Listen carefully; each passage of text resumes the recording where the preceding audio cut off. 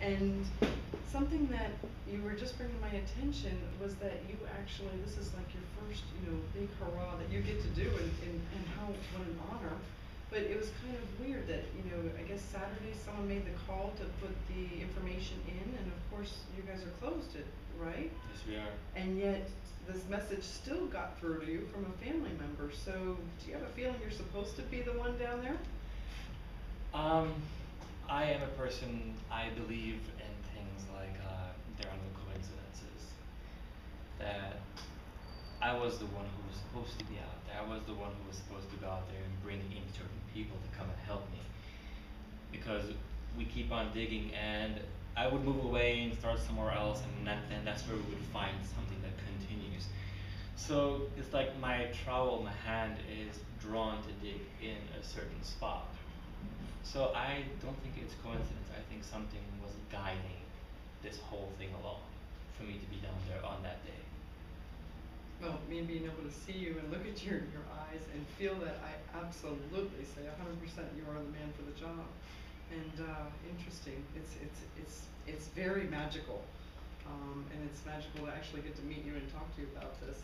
So you were talking about like 2012, and I've heard so many different, theories and theorems and all of that stuff. All I've ever said is I'm obviously in the right place for it, and that makes me very happy, quite frankly.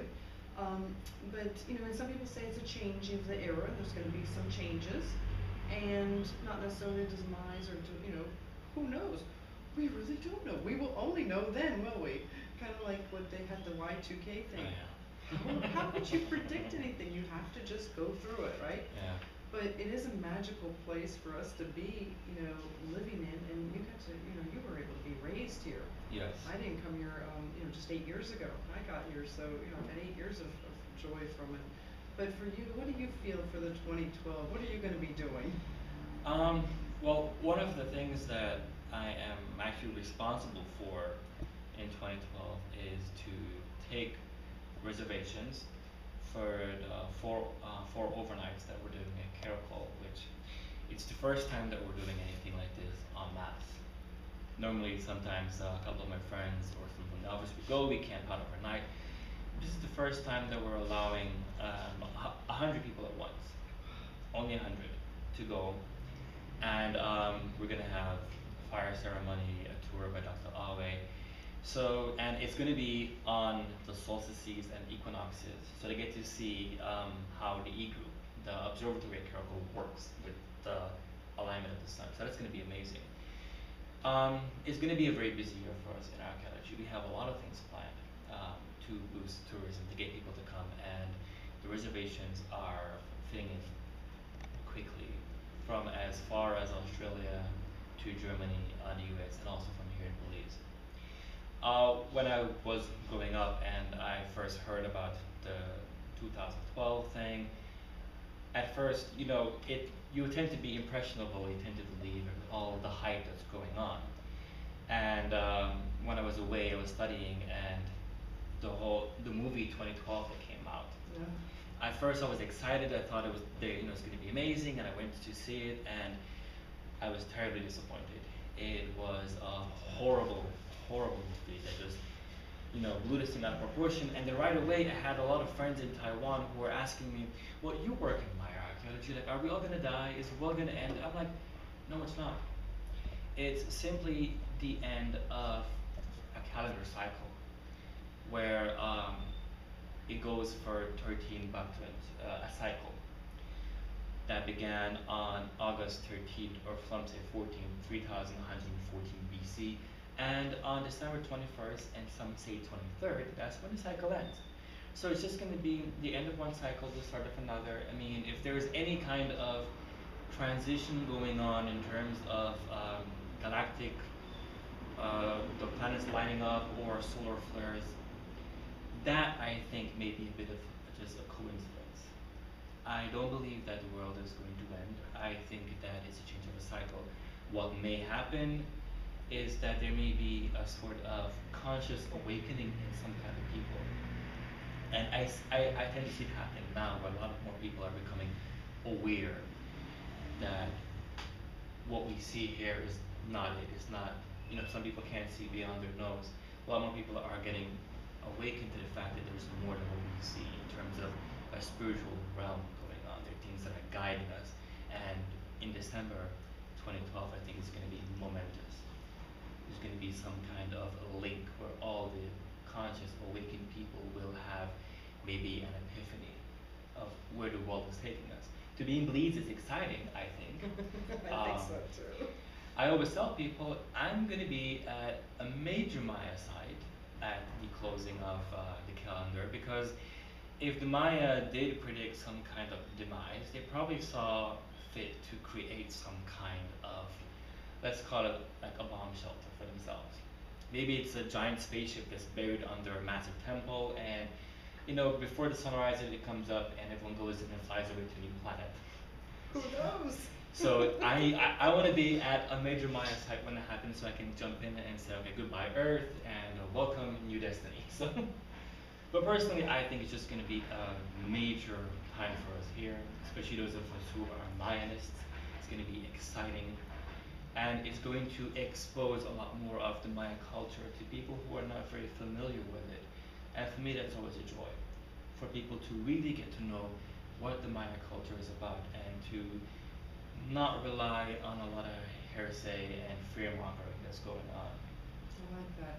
And I really am blown away that it's 2012, and here we have this new Mayan find right downtown in San Ignacio.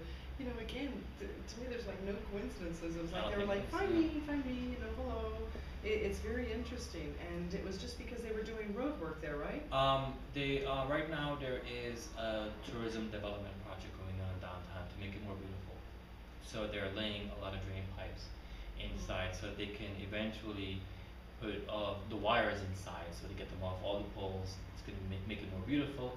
And I guess they just had to dig at a certain depth, and they chose the right location to do it. 1 meter, imagine that. They found what they found. I'm impressed that they did stop doing what they were doing again and actually waited till somebody knew what they were looking at to define it and to decide what to do with it. So I think that's just fascinating. So are you going to plan on being down there for a little bit longer down there, Dwayne? At first I wasn't too sure, but after checking with the office and with Dr. Awe, I was glad when he told me that for as long as this project is digging within the vicinity, I'm gonna have to be around to keep my ever watchful eye to see that if something pops out, I'm there to tell them, stop right away, let's go in, see what's there, and then take it out. So I'm gonna be around. Well, I'm ecstatic that you took the time out to come and talk with us and to share some of it, because it is very exciting. I think we're going to have to go down and take some pictures and share this with people. Absolutely. And absolutely, I will get in touch with you, because if they want to do, 100 people is not a lot of people to get the reservations in if they want to actually spend the night in Caracol. Yeah. Caracol is massively amazing. It's huge. Is it true that they say that it's like as big as Tikal in some manners? In terms of its expanse, it is pretty big. I think probably, as big as the call. Yeah. It's just amazing. And so I know so many people come through San Ignacio and spend the night here and then go to Tikal. Now they might as well just stay here. Yeah. And then do Tikal, but there's a lot to see here between the Caracol and out downtown San Ignacio. And of course my favorite ruin, I always call it, it's a perfectly sized, intimate, small ruin. It's just very manageable for everyone to see. And it's very interesting. Can you tell me, they say that Calpech means place of ticks. Yes, it does. So like, I've had people that have tried to tell me, oh, well, in some Mayan different translations it means something else, and some it means place of ticks, and so I keep telling them, don't worry about it, doesn't much matter, because you won't get any ticks there. Is there anything else on that word that we should know, or the phrase?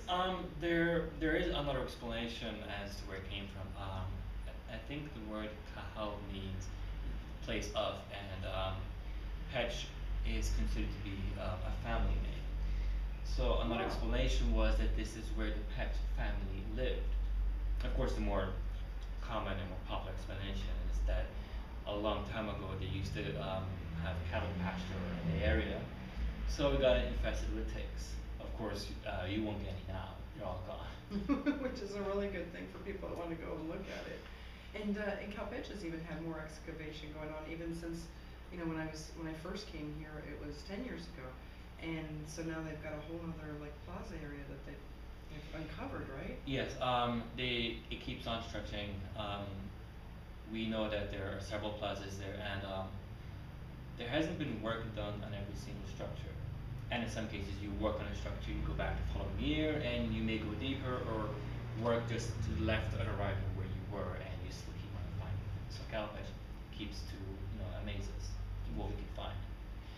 I have to ask you, we're gonna take a break in about 1 minute, but I wanna ask you, when we come back, how you ever got blessed to find this as your calling? Cause I can see it in your eyes that this is definitely like it's not a job, it's not what you do, it's who you are. And to find something that you love to do and enjoy it and be able to help so many people by bringing things to light is just amazing. So it's nice to be able to let other people know that to follow your passion. So I think you give them the faith to be able to hang in there and find that. So if you wish to call in, our number is 1-855-2121. That's 655 is extension, sorry. Again, 1-855-655-2121. And you can contact us at ORN Live on Skype. This is your host, Macarena Rose, and you're listening to Don't Leave Your Brain at the Border on Overseas Radio Network.